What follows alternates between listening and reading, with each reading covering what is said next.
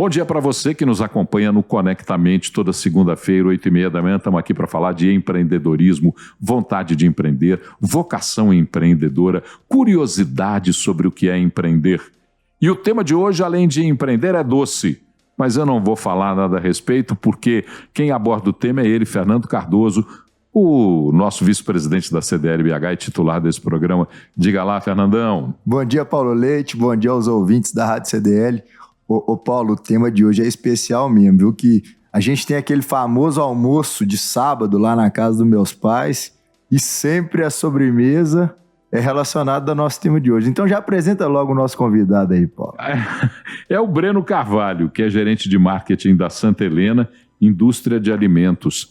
Agora a gente fala em Santa Helena, indústria de alimentos, e tem gente que coça a cabeça e pergunta como é que é mesmo. Agora, se eu falar que ele é o gerente de marketing da Paçoquita, todo mundo vai lembrar. Breno, prazer falar com você, um bom dia. Prazer, pessoal, ótimo dia, prazer estar aqui com vocês. Olha, eu faço sempre um sorteio aqui, o sorteio de uma bola viciada. Eu sou como esses caras que fazem o sorteio da Conmebol, eu sempre sei quem é o adversário. E quem sempre faz a primeira pergunta aqui nesse sorteio é ele, Fernando Cardoso. Vamos lá, Fernando. Normal, sempre eu ganho. Bora lá, conta pra gente aí então um pouco dessa história da Santa Helena, uma empresa fundada em 1942 em Ribeirão Preto. Depois a gente chega na Paçoquita, né, Paulo? Mas começa a história aí pra gente, Breno.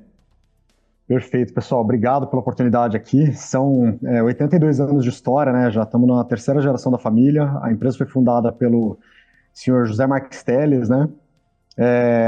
E aí o Renato Fechino, que é neto do senhor José Marques Telles, é a terceira geração da família, né? Assumiu a empresa em 77, ficou à frente dos negócios em 2019, né?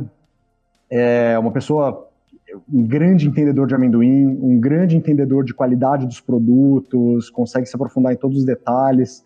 Acho que é o melhor teste sensorial que a gente tem aqui até hoje, embora a gente faça diversos testes com consumidores, ele tem uma precisão cirúrgica para falar dos produtos, um cara fantástico de conhecer. E quando ele deixou a presidência da companhia, né, passando para a gestão corporativa, passou a atuar apenas no conselho de administração, por volta de 2019. A empresa hoje está atuando em gestão corporativa, ele preside o conselho de administração. É interessante quando você fala numa empresa com essa tradição toda que você está falando, né, com o neto já à frente dos negócios, do conselho de administração, já gerindo a empresa de uma maneira moderna, porque muitos daqueles que nos escutam, às vezes estão à frente de empresas com tanto tempo, com tanta longevidade. E uma curiosidade sobre a Santa Helena, porque a Santa Helena tem uma divulgação muito maior a partir da Paçoquita.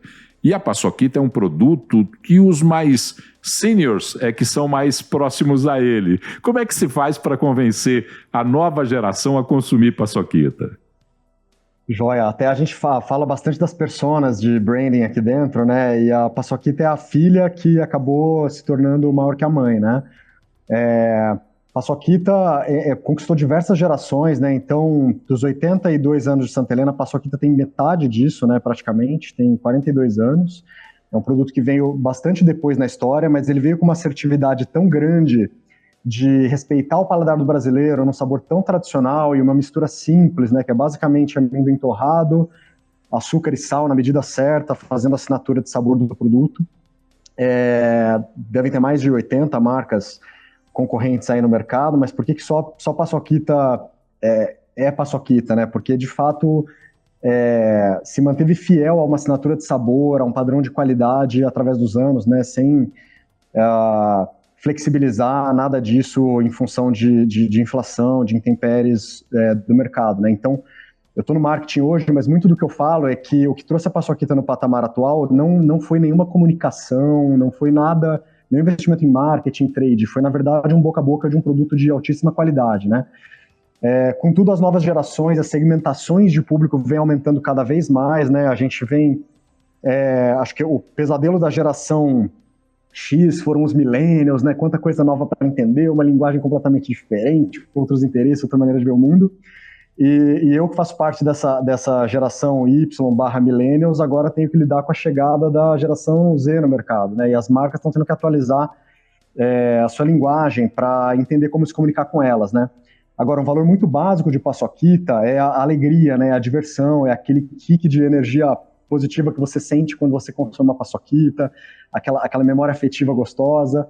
Então, como é que a gente recria isso, né? Vendendo paçoquita para diversas gerações como o sabor da diversão. Eu tenho que entender o que é diversão para o Baby Boomer, para a geração X, para a geração Y/Millennials, e para a geração Z, finalmente, né? E a geração Z está cobrando das marcas uma postura muito mais ativa, diversa, né? Muito do que a gente traz como diversão para a geração Z tem a ver com um meme divertido na internet, uma interação no TikTok, uma dancinha nova da moda, estar junto com os amigos, participar de um rolê diferente, interessante, um evento.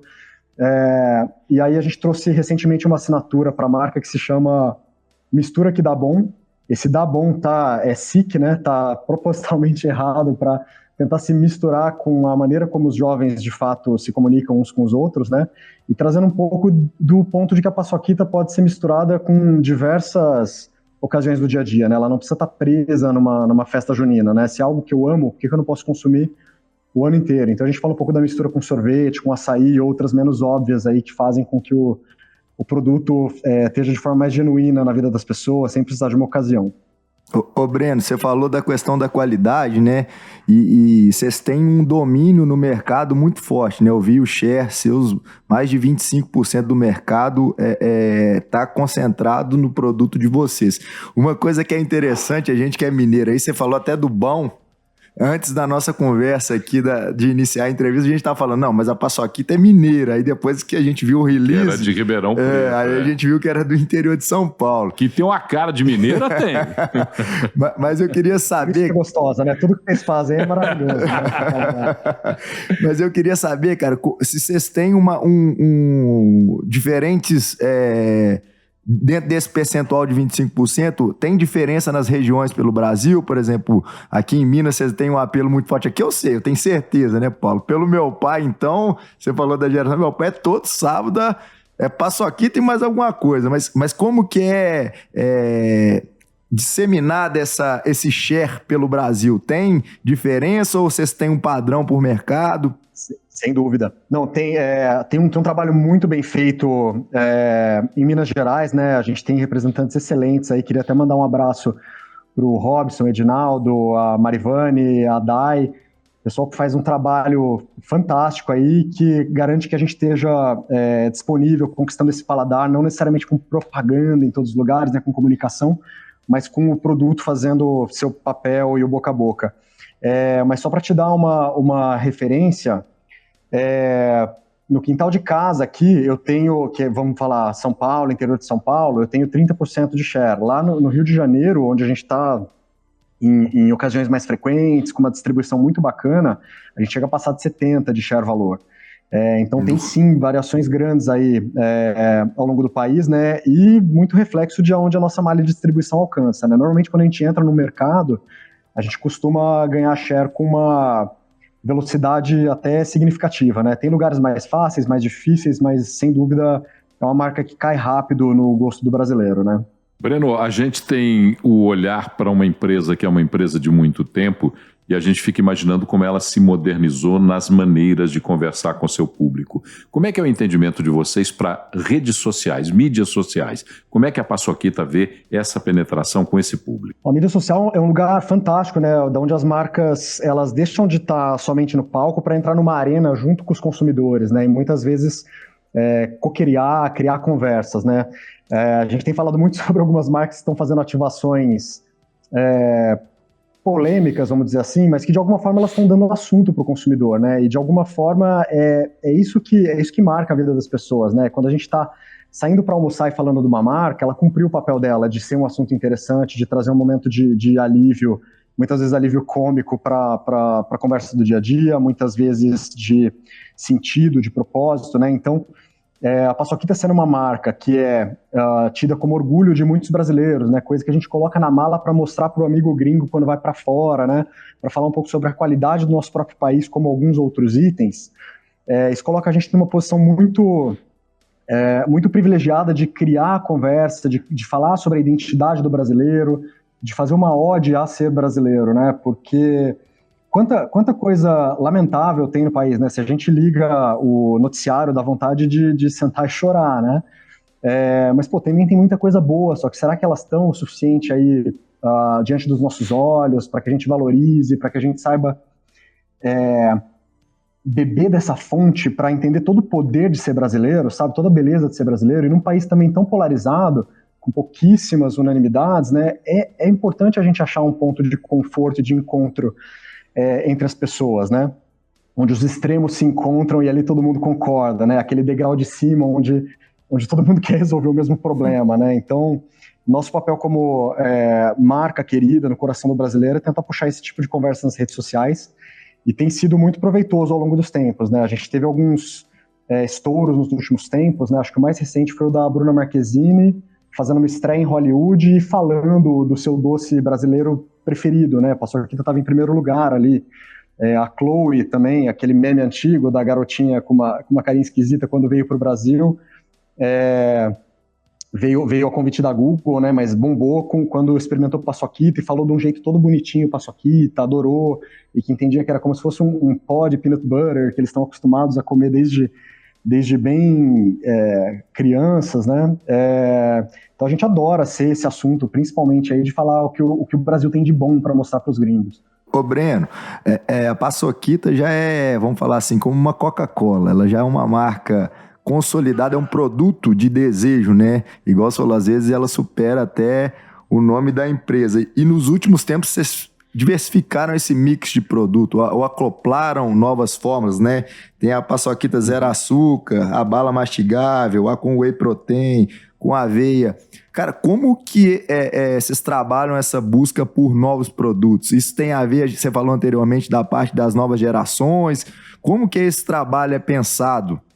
A tua pergunta é excelente, Fernando. Acho que ela até ajuda a gente a voltar um pouco na questão de redes sociais, porque além de todas as pesquisas que a gente paga para entender o consumidor, né, tem muita fonte de insight gratuito nas redes sociais, né? Então o consumidor ele interage muito com os nossos assuntos, ele conversa muito com a gente, e nessas conversas aparecem algumas ideias que fazem a gente refletir e depois testar em pesquisa se aquilo realmente faz sentido para um âmbito maior de pessoas, né?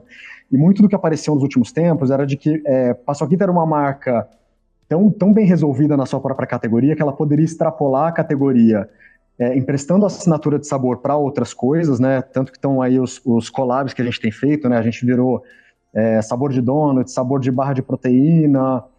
A gente fez uma collab também com a Frutti, que é uma das empresas líderes de mercado aí com açaí, para comunicar uma mistura que dá bom, com Vigor e iogurte grego também, como se fosse uma mistura que faz muito sentido.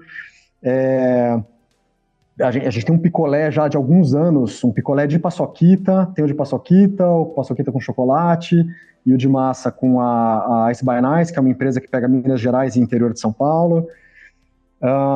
E dentro de casa, né, a gente está tão bem resolvido com paçoca, nos dá credencial para ser uma paçoca que apresenta a Paçoquita sabor pamonha, Paçoquita sabor chocolate com avelã,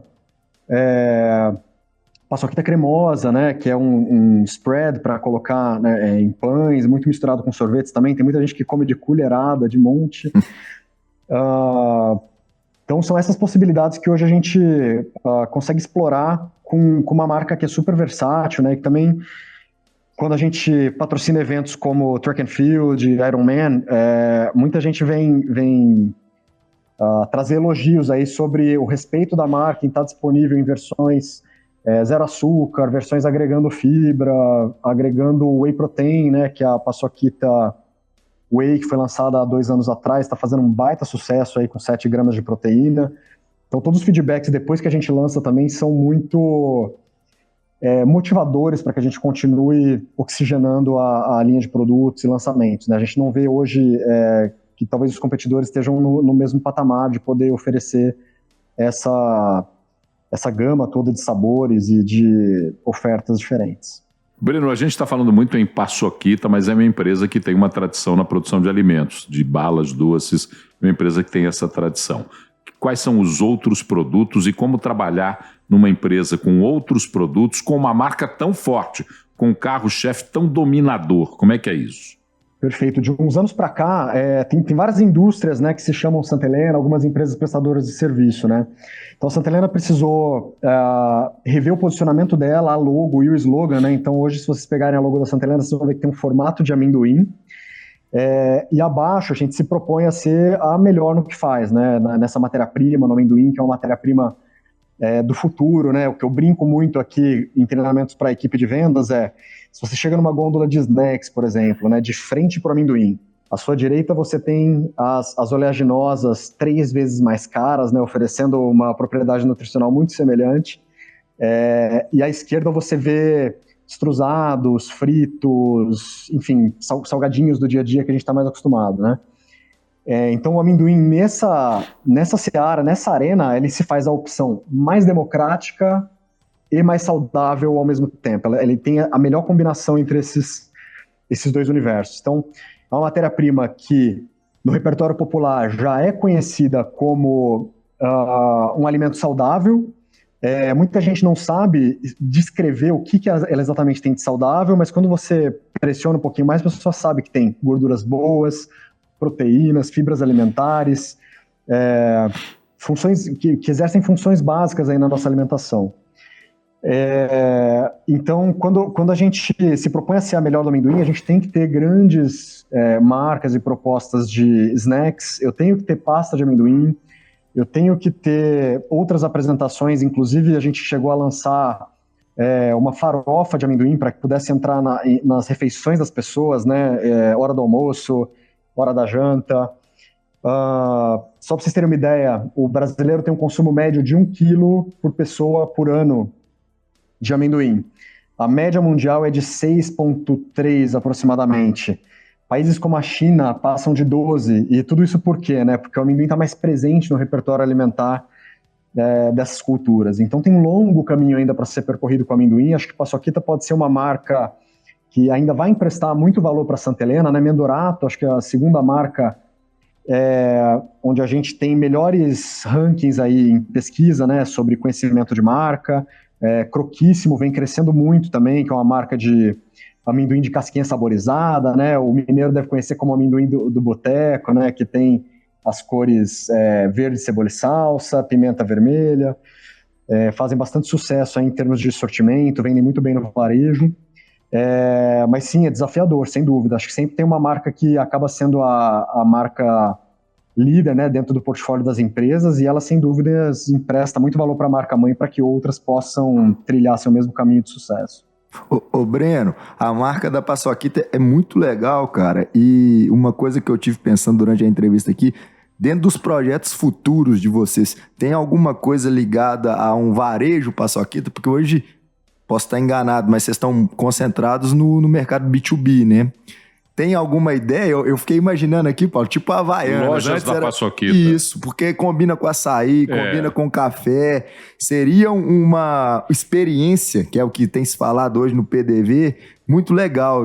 Vocês têm dentro dos projetos de vocês uma ideia sobre isso?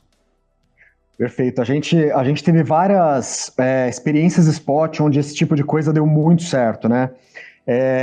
A gente tem uma vontade muito grande de testar isso de forma mais robusta, mais permanente, né? Porque tudo que foi feito foi em eventos, com uma repercussão bacana, mas ainda em eventos. Acho que é algo que está fora do core da companhia hoje, mas que sem dúvida a gente vê com bons olhos. Breno, a gente tem que chegar no final, infelizmente, dessa nossa prosa, porque o tempo ele é quase que o nosso carrasco na vida. É nosso aliado, mas é nosso carrasco também. Então a gente vai terminando essa prosa por aqui, mas antes de te agradecer, eu quero dar uma missão para o Fernando. Fernando, faz um resumo dessa prosa de hoje. Resumo difícil, hein, Paulo? Mas uma coisa que eu percebi do Breno, que eu acho que é muito legal dentro de tudo que a gente pensa no mercado, tudo lá parece muito simples. O jeito que o Breno fala das coisas, tanto da parte de rede social, ou que tem de mais tecnológico, quanto com a conexão com as empresas, tudo é de maneira muito simples, é o básico sendo muito bem feito, né? Por isso que eles têm um share de mercado tão alto. Então o que eu deixo de recado para essa galera, tem muito empreendedor menor que escuta aqui o Conectamente e às vezes fica vislumbrando coisa mirabolante, né? Faz o básico bem feito que você pode se tornar muito grande. Breno Carvalho, gerente de marketing da Santa Helena Indústria de Alimentos, foi a nossa prosa de hoje do Conectamente. A gente queria te agradecer por ter dedicado um pouco do seu tempo para essa prosa conosco. Muito obrigado, Breno. Tá joia, pessoal, eu que agradeço, foi um prazer conhecê-los aí. Só queria encerrar fazendo um convite para todos vocês acompanharem aí nos próximos dias a nossa campanha de Junina, que vai contar com vídeos super interessantes aí do nosso patrocínio ao Alto da Compadecida. E aí o Chicó e o João Grilo, nas vozes do Celton e do Matheus Nastergaile, vão contar algumas peripécias aí das juninas no entorno do país, né? Não digo que são mentiras, são causos. do país. Mais uma abraço, prazerzaço estar com vocês. Mas aqui em Minas a gente costuma dizer que no meio da nossa prosa comum que uma mentirinha bem contada não faz mal para ninguém. Breno, muito obrigado, grande abraço para você que nos acompanhou até agora, muito obrigado pelo seu carinho. Quer enviar críticas, sugestões, opiniões? Conectamente @cdlbh.com.br. E até lá.